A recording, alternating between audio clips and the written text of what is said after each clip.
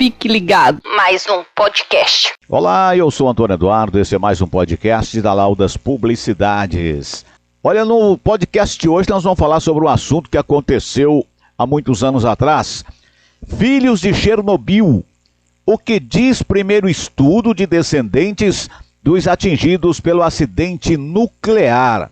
Você sabe o que é um acidente nuclear, as suas consequências? Então nós vamos saber um pouquinho hoje no podcast sobre essa situação. Uma das grandes questões do maior acidente nuclear da história parece ter encontrado aí uma resposta 35 anos depois. Quando o reator número 4 da usina de Chernobyl explodiu na madrugada do dia 26 de abril de 1986, a cidade no norte da Ucrânia se tornou uma cidade fantasma, parece filmes de faroeste. E a vida de dezenas de milhares de pessoas foi marcada pelo desastre atômico, o maior desastre da história.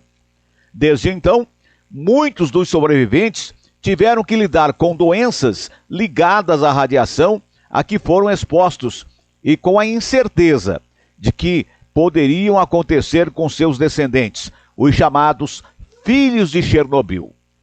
Uma das questões que intriga cientistas e sobreviventes há décadas é se os efeitos da radiação nuclear poderiam passar então para os descendentes. Isso vem sendo discutido há muitos anos.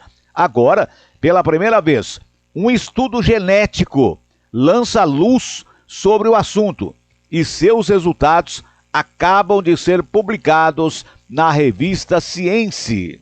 A pesquisa liderada aí pela professora Meredith Yeager, do Instituto Nacional do Câncer dos Estados Unidos, se concentrou nos filhos de trabalhadores que se instalaram para ajudar a limpar a área altamente contaminada, radioativa, ao redor da usina nuclear, os chamados liquidantes. Descendentes de evacuados da cidade abandonada de Pripyat e outras localidades em um raio de 70 quilômetros ao redor do reator também foram estudados pela ciência. Os participantes, todos concebidos após o desastre, tá? Isto é, nascidos depois do desastre, aí entre 87 e 2002, tiveram seus genomas completamente examinados.